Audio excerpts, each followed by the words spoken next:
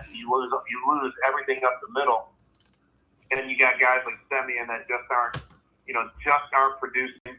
And you go up there and you sign Bo Bichette, and you think that's going to work, and he has just not picked it up at all. And him and Fernando Tatis are the biggest mysteries in baseball, And I think, what is it? They also had they brought in Jorge Polanco, who had like a 30-homer season last year, and I think he's on the IL as well. So you're looking at 4 guys, out of your starting 9 that are on the IL, and another guy in Semien that's not pulling his weight. And you let another guy named Pete Alonso go, and you really don't have anything at first base right now. Your minor league system just has the Carson Bench kid and Vientos, and the rest of those kids just have knocked them up and, done what they were supposed to do to fill in the gap. So to me, that kind of says it all. Injuries, poor performance, inability to reach down to your system and get the, and to get the production. I mean, the rotation's got 2 guys out as well. So it's just 2 years in a row, guys. I want to blame it all on injuries, but at the same time, your system needs to come up and fill some of these holes, even on a short-term basis, and not go flat like they have. Also, Steve Soda, is out for such a long period of time, and I think he's still only at about 234. Something that has had a few home runs, driven in a few runs since he came back, but he hasn't been a dominant factor either offensively or defensively for the Mets so far since coming back from the injury. And they're just a team. And then the fact. Hey, Mikey, how you doing? I'm here. Okay. We're just finishing up with Steve Kensello. No worries. I'm here. All right. That was a hell. Hey, what happened with the Union the other night? They were up 3-0, and all of a sudden, boom, they're gone. Lionel Messi and Air Miami and a Union team, to be honest, is just not all that good. Yeah, I could see that. And they're and like Ernst Tanner, who's I guess the president of I don't guess he's the president of football operations. He's suspended for any number of seriously derogatory quotes made about female referees. And so the one that I remember that sticks out the most was he was complaining about the food in the owner's box, and his quote was, throw it on the floor and let one of the Africans eat it because they eat like dogs anyway. Yeah. So a great American. Well, he's German. Yeah. But so he's the guy who hires and fires and makes all the personnel decisions, and he's suspended until July. Good. Good. He should be. So basically, you have a poorly constructed team that has nobody to fix it. Yeah. Okay, I'll put your mic live and melt you in. The idea who will be buyers and sellers.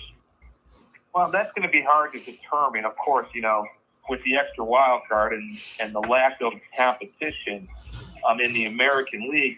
We need to have the proverbial moving day before I can answer that. At the Masters on Saturday, it's moving day. That's kind of where baseball is right now. It's like everybody in the American League is bunched up. You got the National League, the National League Central, and the Brewers and the Dodgers and the Padres. We need some separation to happen, especially in the American League. We need some more teams to rise before we can really say who's going to be buyers or sellers. Because right now, pretty much everybody would be a buyer. The Angels, of course, you can look at them and say they would be sellers. The Tigers, of course, we can look at them. I guess I can't answer this now, and I'm answering. Angels and Tigers are 2 teams you really want to look at. And, of course, the big name will be Tariq Skubal, will be the big name to look at from the Detroit Tigers. Another name from Detroit would be Gleyber Torres. But Roger, you talked about Trout. I did not hear that today, but you, before we came on the air, what's the story there? Well, they had a big dialogue between 2 of the WIP hosts about a trade for Trout. And I guess, one was pro. I didn't hear it. I just saw it on their website. And one was pro, one was con. And, I personally, if you didn't have to give up a whole lot, I would like to see it. Okay. So that I think that he would add something, and he definitely would get the fans that maybe are a little downhearted. I think he'd get them back. So that's just, my opinion about it. Steve, your thought? If Mike Trout went to the front office and said, "I want to trade," you can't get much. The Angels can't get much for him. He controls he controls where he goes, so you can't shop him around. And if I was Artie Moreno, I would not deal him. I'd say, you know what? I love you here with the Angels. I want you to be here for your career. I want you to be my Robin Yount, my Tony Gwynn, and that's the way I want it. And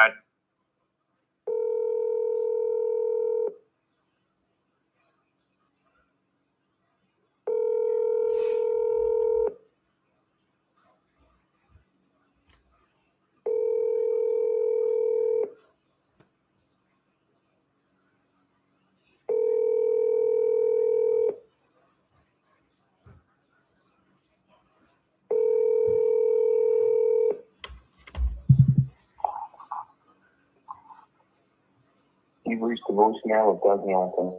About where people are going to go, who's going to get traded, and what's going to happen then. But you're always on top of it all, and I appreciate it so much. hey, thanks, guys. Take care. Take care, Steve. Always great to talk to you. Bye-bye. Mike Zimzak on soccer, and of course Doug Hamilton, our PGA professional, Doug. master professional. They're standing in the winning trade to talk a little golf and a little soccer. And I think what we'll do, we usually start off with Doug on either the golf or the baseball front, even though the Orioles are now winning a couple games. They're taking the Rays out of first place almost in the American League East. We'll get to that. But Don, Doug is running late. Oh, Doug's okay. Yeah, we have Mike. Steve on? Yeah, Mike's on. Mike's on. Okay, Mike's on. All right, Mike, let's go to soccer then first. USMNT, the roster stunningly will not include Tesman. Tell us a little bit about that, what happened, and why all of a sudden, surprisingly, he's not going to be on the squad. Well, I wish I knew, and Mauricio Pochettino is not telling you. We have to understand that this is not an all-star team. This is not a travel exhibition squad. This is a team that's being put together to fulfill a specific purpose, to play a certain way and to win games. And Mauricio Pochettino made decisions based on players that he felt could give him the best opportunity to win. I don't necessarily see a lot of what he sees. I would have included. Yes, sir. Hey, we got you're coming in late, man. You got to pay. No, listen. No one responded. I sent a text and an email because when you put it on the sheet, it said I was supposed to call in at 8:99. I wasn't sure what time that was. I didn't see it. That was like, somebody else was supposed to call it at 0:99. So I was like, what the heck is that? Yeah, I got fat fingers on my phone. Is that like military time? Like 5 by 2? Like, I don't know what is it. So okay. We had tuck-ins at 8:00. So okay. Yeah, they just asked for you. The speed and athleticism to keep up with guys in the World Cup. So there are definitely some decisions that if I was the manager and I was selecting the team, that I would have done different. I don't know, looking at the team, exactly what formation he's planning on playing. I don't know what style he's planning on playing to win these games. But I also know that my gig is talking about this. His gig and his paycheck depends on actually winning the games.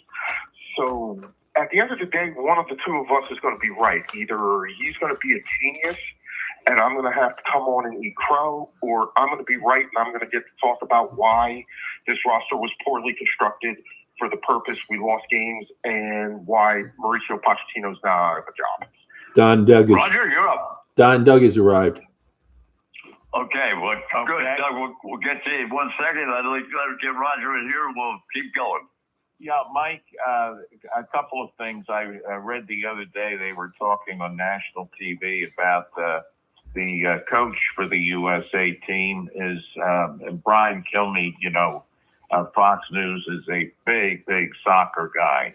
And they were talking about the players. They have to have, like I guess any international competition representing the country, one parent has to be American, born, I guess. And then, but about this Argentine that you guys were talking about, the coach, is he the right fit?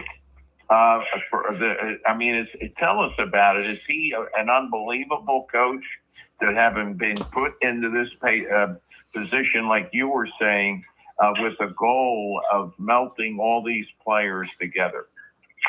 You know, when he was hired 2 years ago, you asked me about this, and I was really high on him. I thought that, we had gone out, we've gotten the biggest, we did. We went out, we got the guy with the best bona fides, the best resume, the biggest name that was available.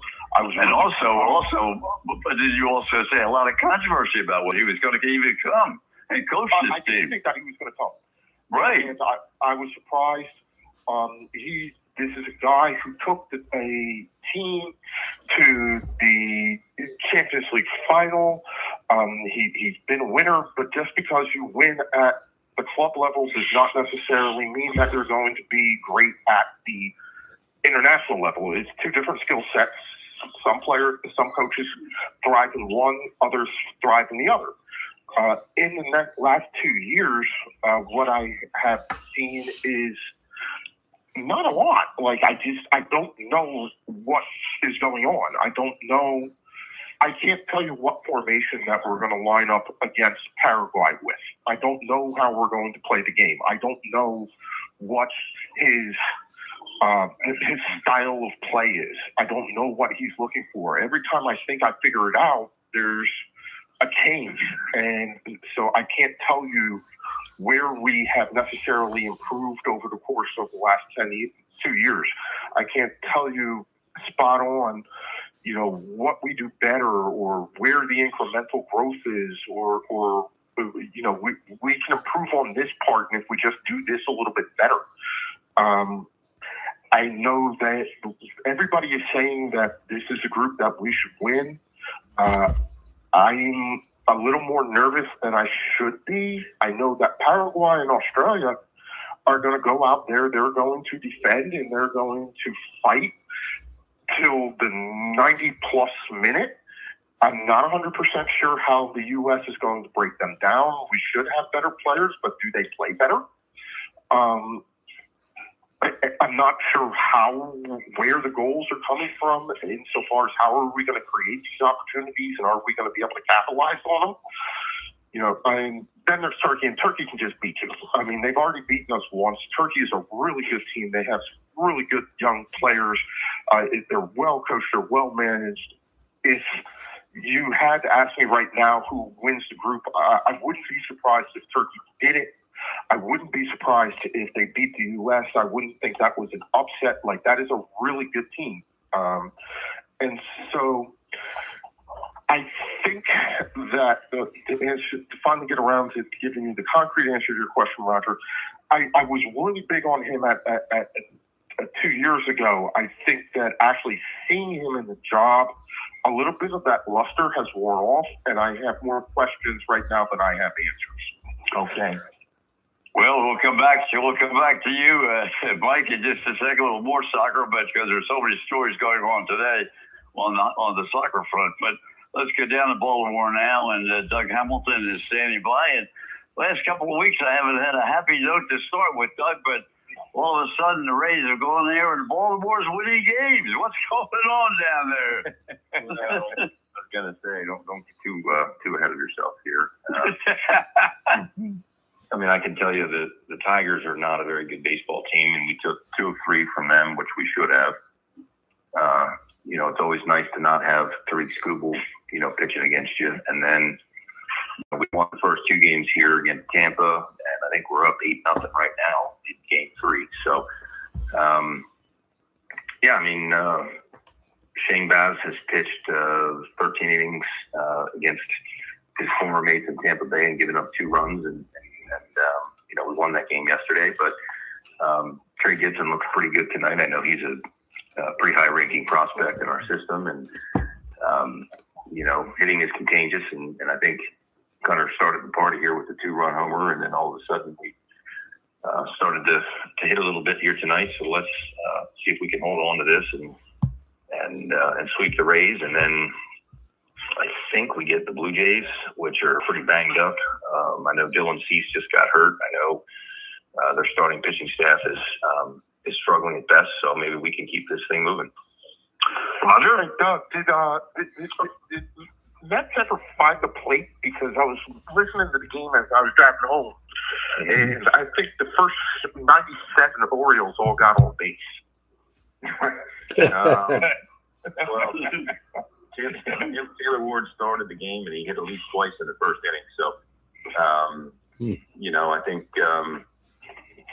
Steven Matz had some problems finding home plate. I think he, you know, he walked a couple, and I think Tampa helped us out a little bit. But yeah, I mean, you know, they're a really good baseball team, and you know, I think it's nice that we can, you know, hopefully get a sweep here and see what happens. I mean, you know, I was having this conversation on the couch last night with regard to, you know, a lot of these teams that have injuries are looking at, we'll say, reinforcements that come back to help out. You know, looking at Baltimore's injury list, I mean, if we can get Helsley back in terms of the closer spot, and maybe Dean Kramer gets himself healthy, and you know, I don't know what else is behind that, because Westberg's had Tommy John, and I don't know what else. You know, I mean, they have what they have, I think. So, you know, unless some of these guys can figure it out, you know, your Kobe Mayos, and you know, I think Alonso's swinging the bat a little bit better. Gunnar Henderson's, you know, going to figure it out at some point. Leody Taveras has played really great for them in center field. Colton Cowser had 2 walk-off home runs, so Rutschman's been pretty steady. You know, we'll see what happens here. I mean, you know, I didn't paint a rosy picture when Don asked me this question last week with regard to what I have to see to think that there could be a change. But, you know, look, from a fan's perspective, I just like to see my team win. I like to watch the games when they actually are competitive. And they haven't been for the majority of the season. So if that somehow changes here because of Colton Cowser's couple walk-off home runs and they got a vibe going like they did several years ago, then, you know, they're fun to watch, and I'm excited to watch them. But when they're not playing good, God darn, they're not a good baseball team. Roger? Well, you know, do you see that they can turn it around, Doug? You know, I look for hope. Go ahead. Well, I mean, look, the American League East is not, you know, it's not what it used to be. As I mentioned, Toronto has their share of injuries, and they're not playing good baseball. The Red Sox, I don't think, are a particularly good baseball team.